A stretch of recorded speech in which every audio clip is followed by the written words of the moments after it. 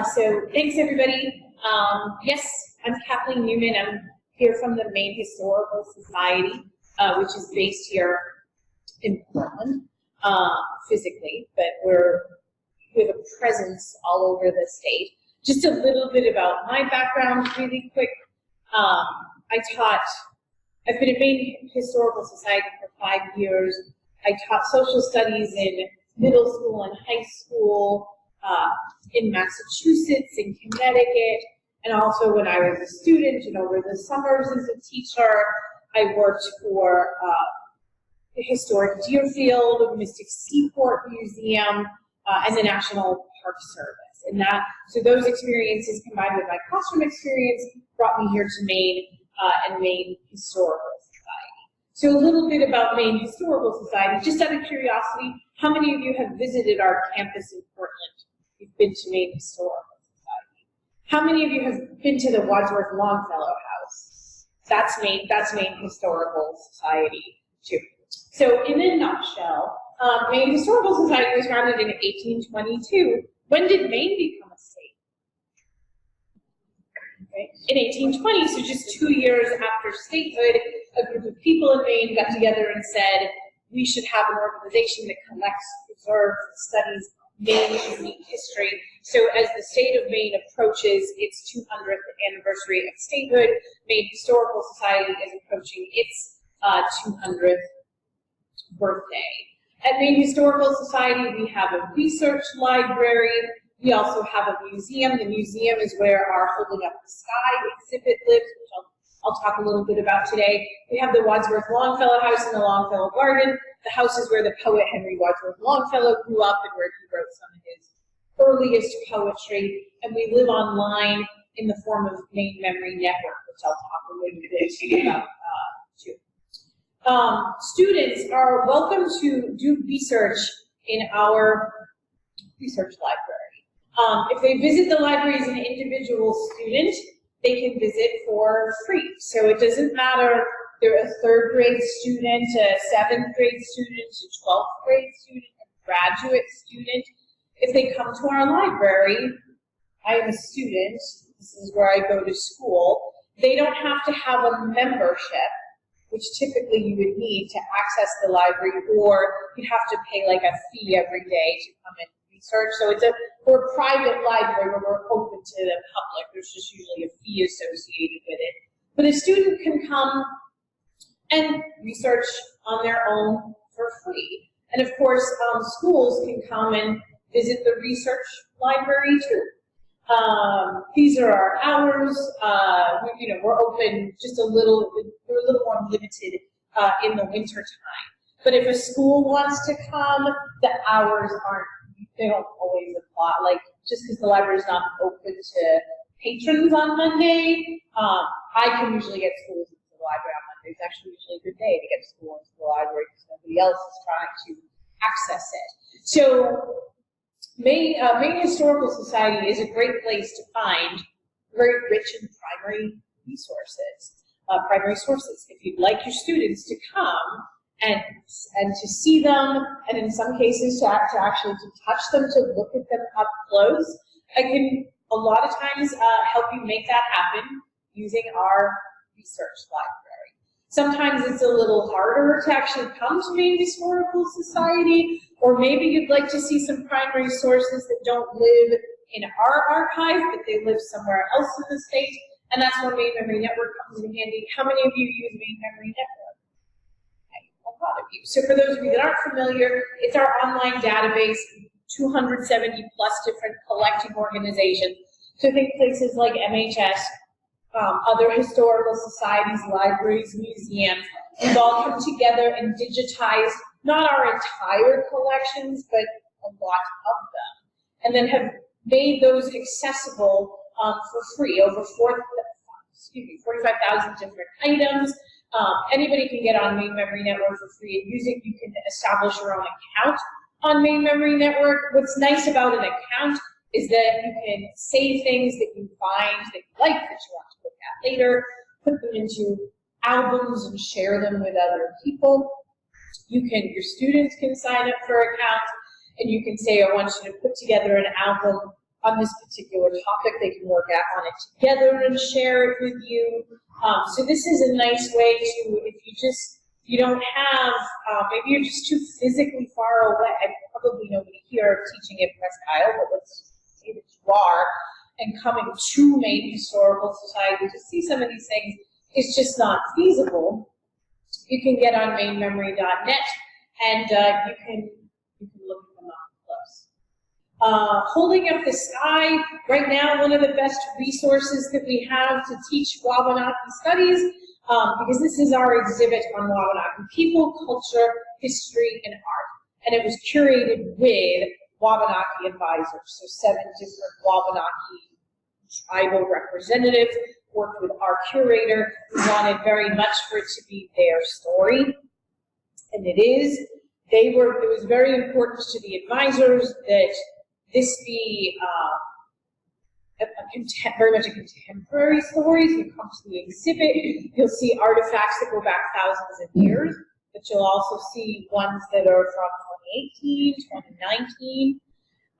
And it was also very important to them that everything in the exhibit be, like the story be tied to an actual Wabanaki person, someone who lived or lives still.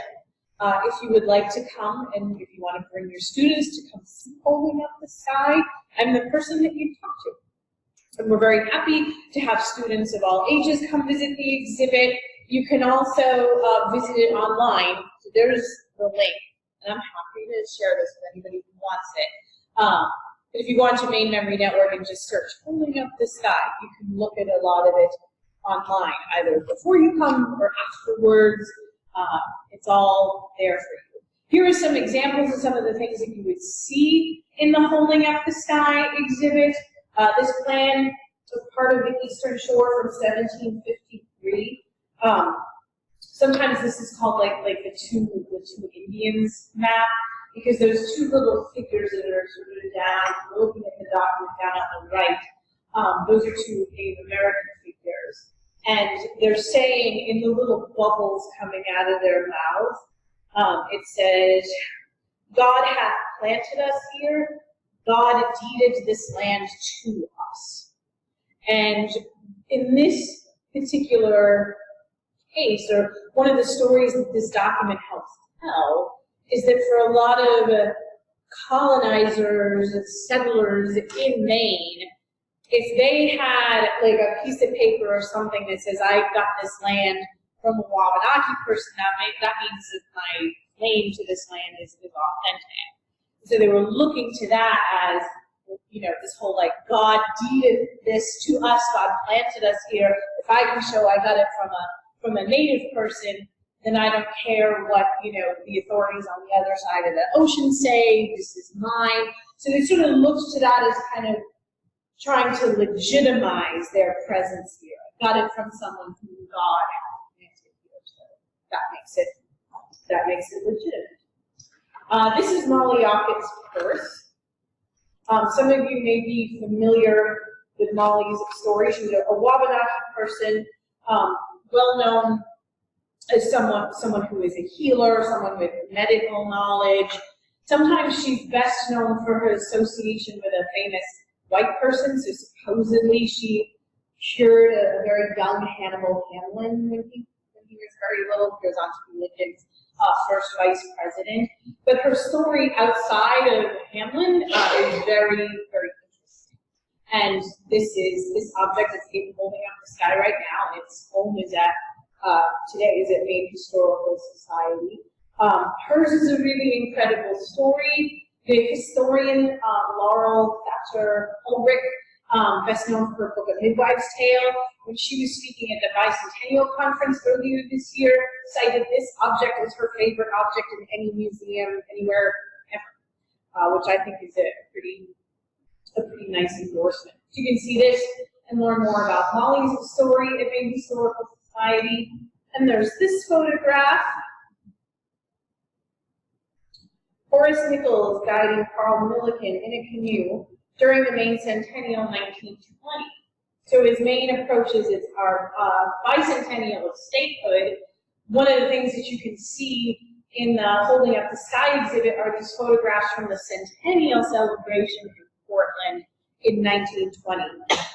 And this one is a favorite. So what happened was Passamaquoddy and Penobscot people set up what was referred to as like an Indian village or Indian encampment in Deering Oaks Park. And people, it was probably the most popular aspect of all the centennial events that were happening in Portland at the time. And one of these, the person on the left is Horace Nichols, and then there's the governor in the center, and they don't have the identity of the other person.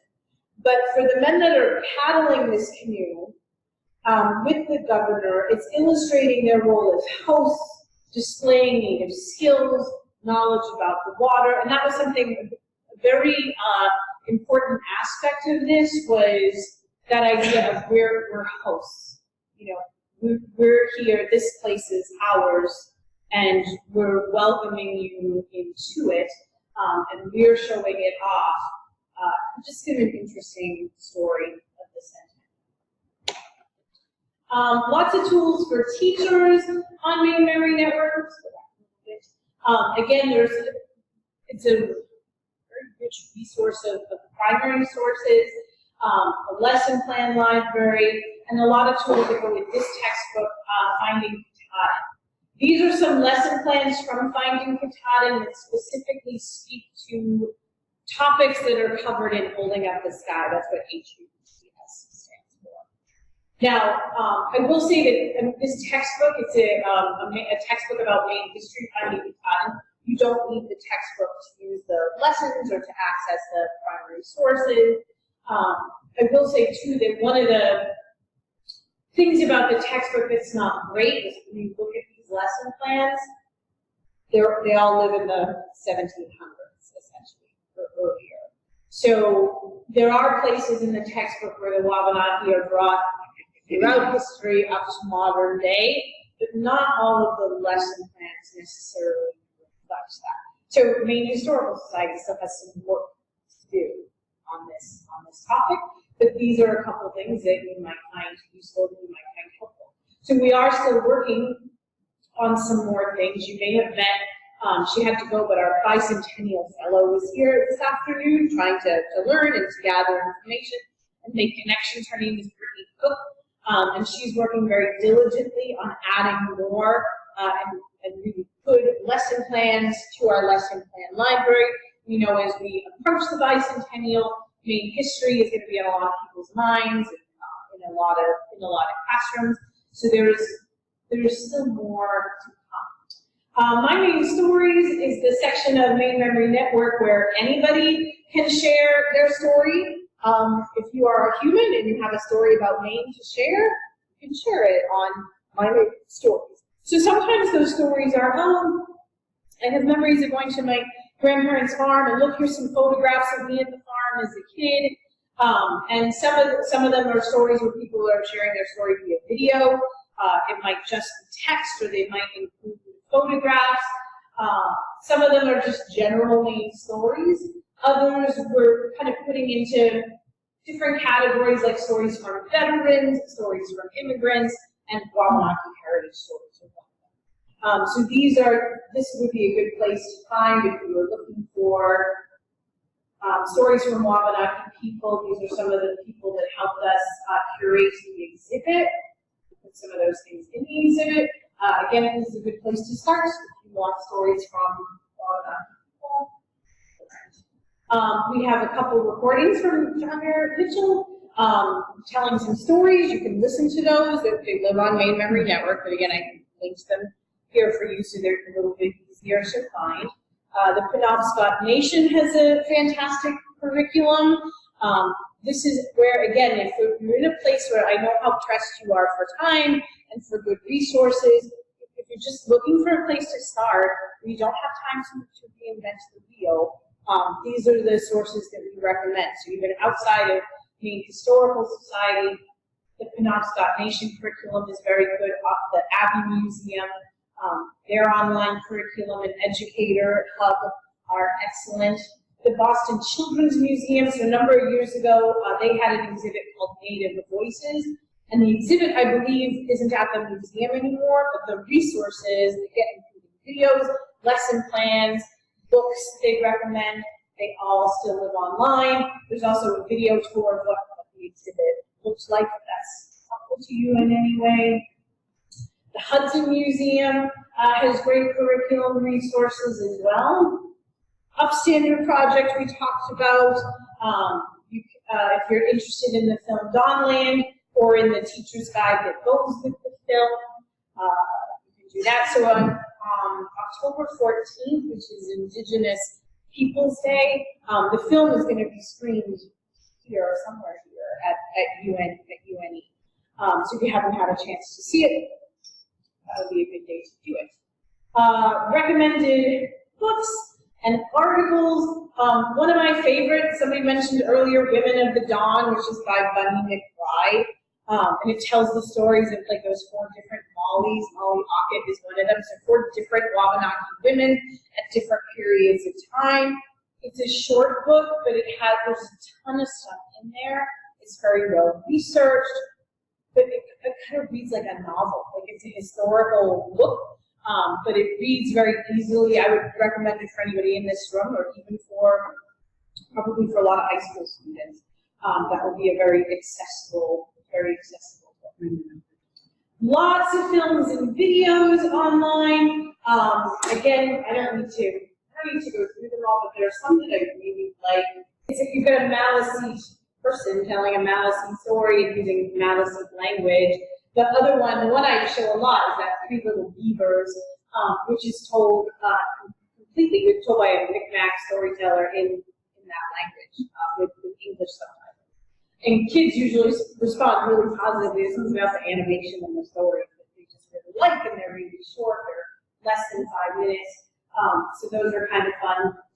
All of the videos here that I put little asterisks next to are also they're all featured in the Holding Up the Sky exhibit. And again, sometimes when teachers visit, there's only 3 iPads in the exhibit, which is not enough to go around. Not every student may have had a chance to access all the videos, but you can access them when you get back to the classroom. So if you want this PowerPoint with the links, I'm happy to send it to you. If you want to bring a group of students to come see Holding Up the Sky, or to come to the library, if you want me to come to your classroom and show your students how to use Maine Memory Network, which I will do for free, that's my email and my phone number. Brittany, our bicentennial fellow, that's her contact information also. Just let me know. Again, I'm happy to send this to anybody. If you have questions later about bringing a group of students to see Holding Up the Sky, which will be there through February 1st, 2020. I'm happy to entertain your questions, and I'm happy to we're happy to do whatever we can to help you make those visits happen.